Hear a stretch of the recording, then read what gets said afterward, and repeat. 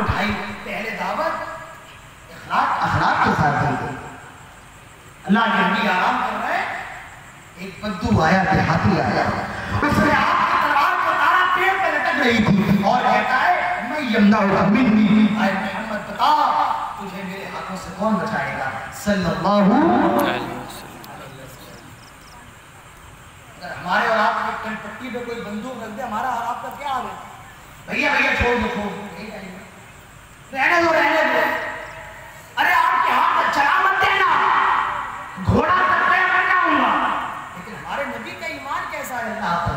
کاش ہم یہ ایمان ہو جائے تو آج فلسطین کے اندر نہ مارا جائے، اگر یہ ایمان پیدا ہو جائے برما کے اندر نہ مارا جائے، اگر یہ ایمان پیدا ہو جائے میرے بھائیوں اطراف و اکناف میں نہ مارا جائے۔ آج جو مارا جا رہا ہے سب سے بڑی وجہ یہی ہے، آج یہ ایمان ہمارے اور آپ کے اندر۔ کاش یہ ایمان ہو اگر ابراہیم سے ایمان پیدا آگ کر سکتی ہے انداز گرستہ ہے، یہ ایمان تو اپنے اندر پیدا کرتا ہے۔ کہاں کون بچائے گا؟ تلوار تو ہاتھ میں ہے، میرے نبی کی زبان سے نکلتا ہے اللہ بچانے والا ہے۔ کون اللہ بچائے گا؟ حدیث کے اندر آتا اس کا ہاتھ ایسے کانپتا ہے کہ تلوار چھوٹ کے گر گئی۔ آپ نے تلوار کو اٹھا لیا، فرمایا اب تو بازی پلٹ چکی ہے، تلوار تیرے ہاتھوں میں تھی، اب تو میرے ہاتھ میں آ چکی ہے، اب یہ بتا کہ تجھے مجھ سے کون بچائے گا؟ کہنے لگا آپ اچھے لوگوں میں سب سے اچھے ہیں، آپ اگر چھوڑ دیں تو یہ مہربانی ہوگی۔ وہ اللہ کو نہیں مانتا تھا۔ آپ صلی اللہ علیہ وسلم سے کیا تو مجھ پر ایمان لے کر کے آ گیا؟ کیا تو مسلمان ہو گیا؟ کہا نہیں، میں اس ایمان تو نہیں لایا، میں مسلمان تو نہیں ہوا، میں آپ کو رسول نہیں مانتا ہوں، لیکن ہاں میں کبھی آپ کے خلاف کھڑا نہیں ہوں گا، کبھی کسی جنگ میں آپ کے خلاف شریک نہیں ہوں گا۔ آپ نے اس کو معاف کر دیا، جا میں تجھے چھوڑ دیتا ہوں، میں تجھ سے بدلہ نہیں لیتا ہوں۔ یہ کیا ہے؟ یہ صرف اور صرف نبی اکرم کا اخلاق ہے۔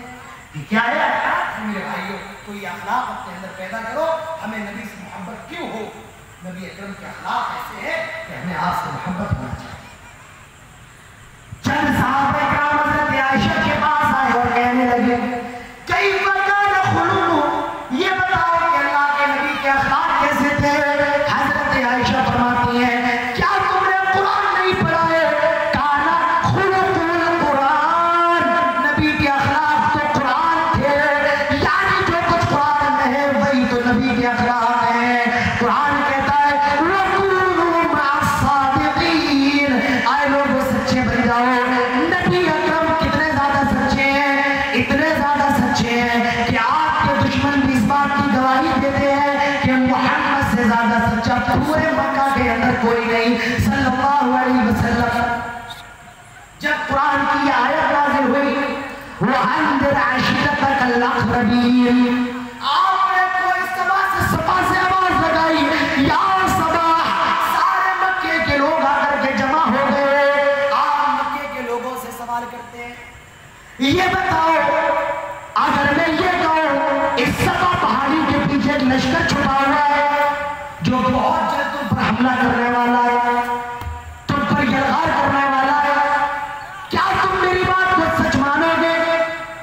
وہ کہنے لگے ما جربنا علیک الا صدقا، ہم نے تو آپ کو ہمیشہ سچائی پایا ہے، ہم نے آپ کو کبھی جھوٹا ہی نہیں پایا ہے، ہم نے آپ کو ہمیشہ سچا پایا ہے۔ آپ جو بھی کہہ رہے ہیں ہم آپ کی بات کو سچا مان رہے ہیں۔ یہ کون ہے؟ یہ نبی کے دشمن ہیں۔ یہ کون ہے؟ یہ کافر ہیں، یہ مشرکین ہیں جو نبی کی رسالت کا انکار کرتے ہیں لیکن نبی کو دنیا کا سب سے سچا انسان مانتے ہیں کہ ہم نے آپ کو سچا پایا ہے، کبھی آپ کو جھوٹ نہیں پایا۔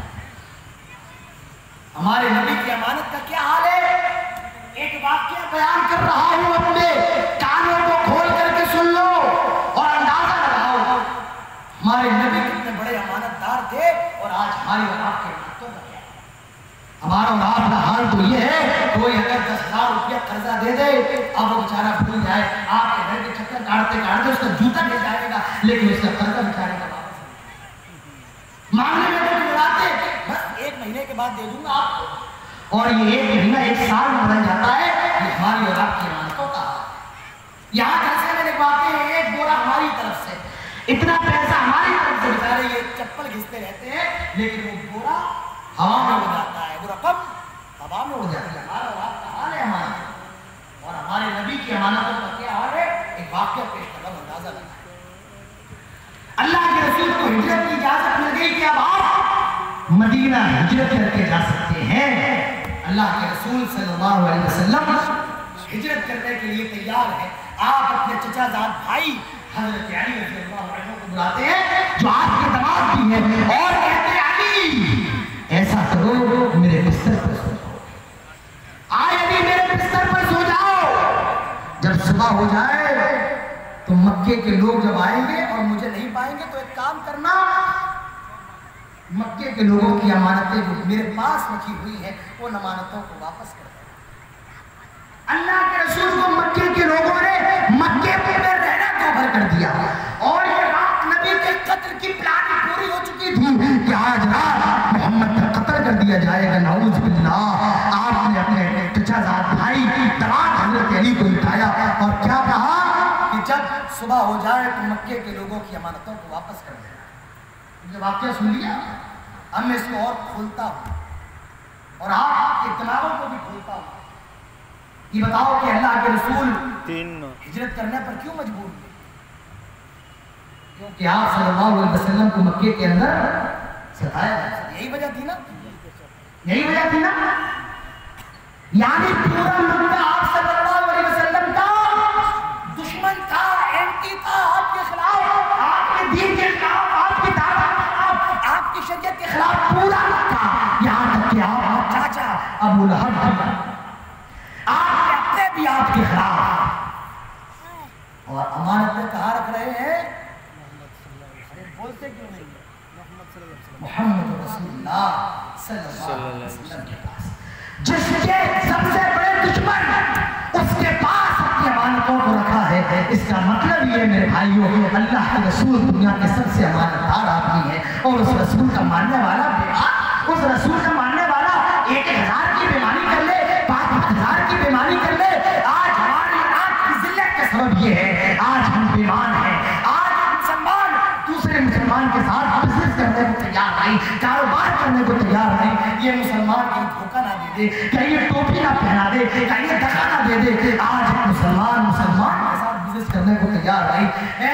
اس کی ٹوپی پہ مت جانا، اس کی داڑھی پہ مت جانا، اس کے کرتے پجامے پہ مت جانا، پتہ نہیں یہ کب دھوکہ دے دے، کب دھکا دے دے۔ میرے بھائی آج یہ ہماری امانتوں کا حال ہے، اور جناب محمد رسول اللہ صلی اللہ علیہ وسلم کی امانت ایسی ہے کہ آپ کے دشمن، آپ کے قتل کی پلاننگ کرنے والوں کی بھی امانتیں آپ کے پاس آ سکتی ہیں۔ تو یہ نبی کا اخلاق ہے کہ آپ بھی نبی سے محبت نہ ہو، کہ آپ بھی نبی سے پیار نہ ہو، اور بتاؤ ان لوگوں کو جو کہتے ہیں کہ ہمارے نبی دہشت گرد تھے، جو یہ کہتے ہیں کہ ہمارے نبی آتنکواد کی شکشا دینے کے لیے آئے، ارے میرے نبی کی تعلیم تو یہ ہے، میرے نبی کا اخلاق تو یہ ہے کہ جب فتح مکہ ہوا اور 10,000 کا لشکر مکے کے اندر داخل ہوا، اللہ کے رسول سے صحابہ کہتے ہیں الیوم یوم الملحمہ، آج کا دن تو بوٹی بوٹی کر دینے کا دن ہے۔ اور وسلم فرماتے ہیں الیوم یوم المرحمہ، آج کا دن تو گلے ملنے کا دن ہے، آج کا دن تو بھائی بھائی بننے کا دن ہے، آج کا دن تو پیار و محبت کا دن ہے، الیوم یوم المرحمہ، آج کا دن تو رحم کرنے کا دن ہے۔ یہ ہمارے نبی کا اخلاق ہے دشمنوں کے ساتھ، تو میرے بھی دنیا کے اندر سب سے اچھی اخلاق بنا لیتے۔ آپ کا اخلاق تو ایسا تھا، اللہ کے نبی ایک سفر پر ہے، صحابہ اکرام بھی ساتھ میں، پانی کی ضرورت، پانی میسر نہیں ہے، ایک عورت پر نگاہ پڑتی ہے جو ایک برتن میں پانی لے کر کے جا رہی ہے،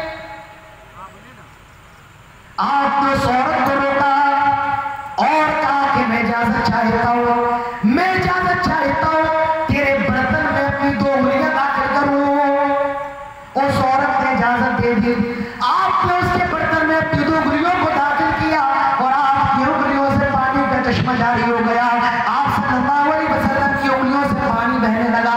صحابہ نے وضو کیا، جس کو پینا تھا پیا، جس کو جو ضروریات تھی اس نے اپنی پوری کی، اور اس عورت کے برتن میں سے ایک قطرہ بھی پانی جیسا پانی پہلے تھا ویسا پانی اب بھی موجود ہے، ایک قطرہ بھی کم نہیں۔ آپ لوگ بے فکر رہیں، انشاءاللہ میں زیادہ نہیں کروں گا۔ اچھا آپ اٹھیں گے تو اس میں میرا فائدہ ہے کیونکہ میں جلدی ختم کر دوں گا، تو آپ لوگ بس سنجیدگی کے ساتھ کچھ منٹ اور بیٹھے رہیں، انشاءاللہ میں جلدی ختم کر دوں گا۔ اگر آپ اٹھیں گے تو میں اور جلدی کر دوں گا، تو جب تک آپ بیٹھے رہیں گے انشاءاللہ آپ کا خیال میں بھی رکھتا رہوں گا۔ بس چند نکات اور باتیں رہ گئے ہیں، انشاءاللہ اس کو بیان کر کے اپنی بات ختم کرتا ہوں۔ جب صحابہ کرام پانی سے فارغ ہو گئے، اس عورت کا پانی ویسا کا ویسا ایک قطرہ بھی کم نہیں ہوا۔ آپ نے صحابہ سے کہا، آئے میرے صحابہ نے کچھ عورت نے کتنی مدد کی ہے، اس کی بھی کچھ مدد کر دو۔ صحابہ نے مدد کر دی، جس کے پاس کھجور کے کھجور دے دیے، جس کے پاس ستو کا ستو دے دیا، جس کے پاس جو کچھ بھی میسر تھا دے دیا، اور وہ عورت اپنے گھر چلی گئی۔ جب فتوحات کا وقت آیا، جب علاقے فتح ہونے لگے، اللہ